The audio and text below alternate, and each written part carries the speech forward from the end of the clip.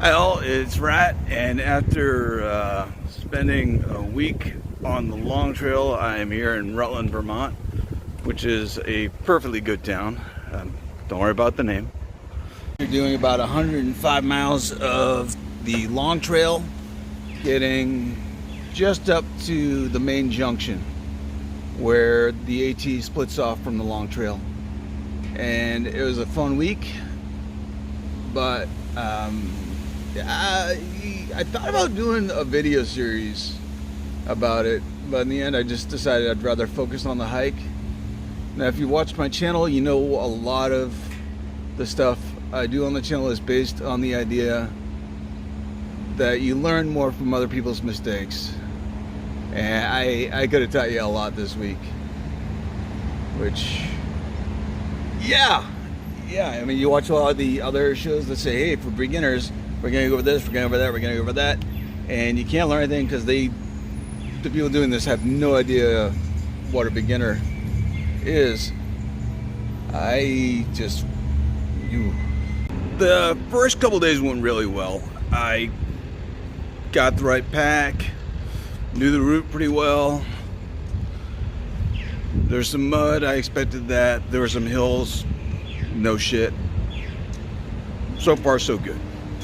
I got the food thing right. I was proud of that. I got a little alcohol stove and some denatured alcohol for it. Got a quart of it, which might have been too much, but I was able to carry that without any issue. Left in the original container, which was metal, so probably a little more weight than I needed, but it didn't spill. So I knew what kind of stupid I was, and I just made accommodations for that, and that worked out okay. I did a lot of cold soaked foods, and that worked out pretty well. Plenty of couscous. Never ran out of food the whole week, which for a big man is kind of impressive. I'm still in downtown Rutland, by the way. This is downtown. I also generally did a good job on the clothing. I kept things lightweight, synthetic, quick dry,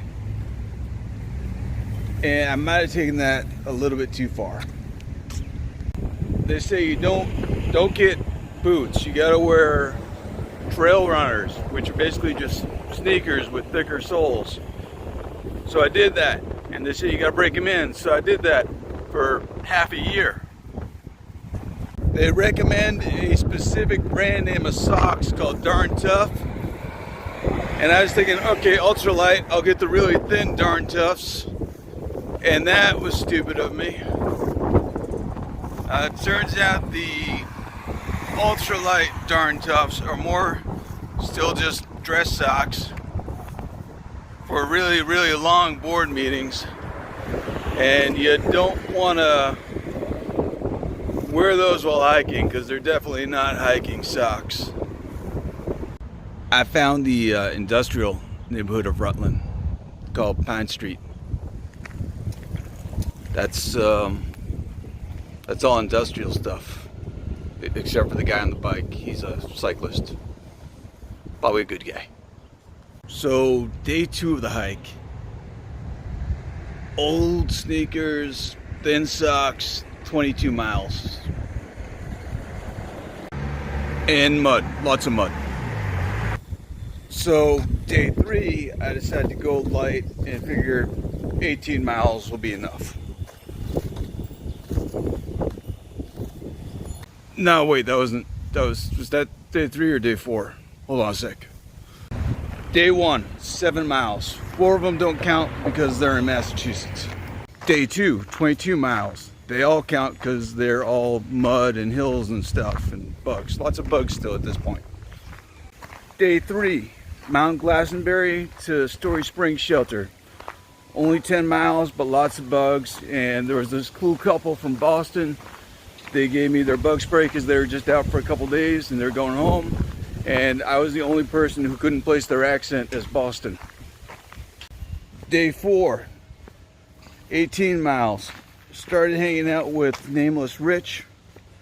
Good dude. He just wanted to keep his miles going. I was doing okay. Had the bug thing going. By the way, so far the whole time, weather's been perfect. Day 5, only 6 trail miles, but Rich and I going to Manchester to resupply.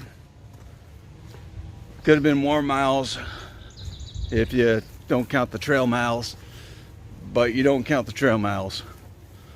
So only 6 miles that day, but my feet felt a bit more than that. Day 6, Bromley Mountain Hut to Greenwall Shelter, 22 miles. And again, weather's still being pretty good, but 22 miles is 22 miles. We even started on a good note by going downhill.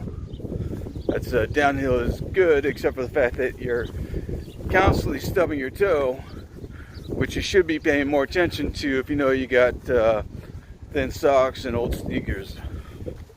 Day 7, Greenwall Shelter to Government Clements Shelter. By the way, except for the Seth Garner shelter on the first night, all the shelters have been great.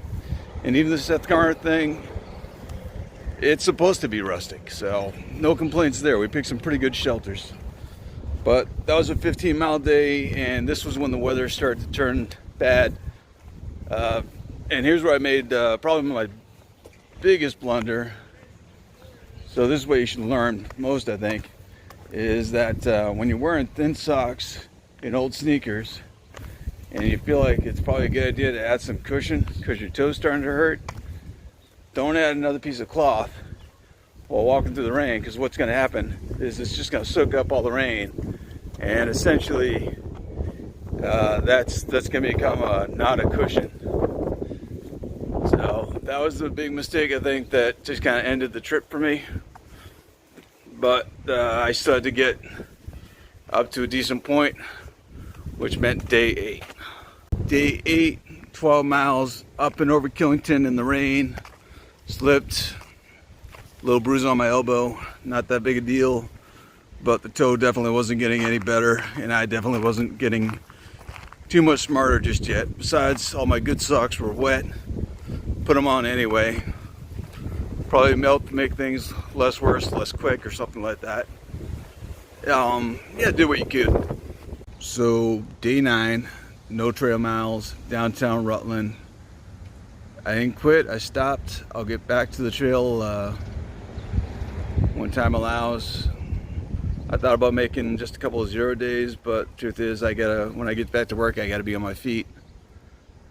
And I gotta be able to run down halls for different things. So I'm gonna take the rest of my time off just to heal up. And I'll get back to the long trail when I can, and maybe I'll make a video series of it so you can learn from my mistakes as I'm making them. I can document them better, give you some better pictures of busted toes and stuff like that. Meanwhile, thank you for watching this one. And here in the hometown of John Deere, Rutland, they got some cool public art, including Batman. Let me show you that. Take care. I should have shot some of that here. This is a much better background than that dude's house.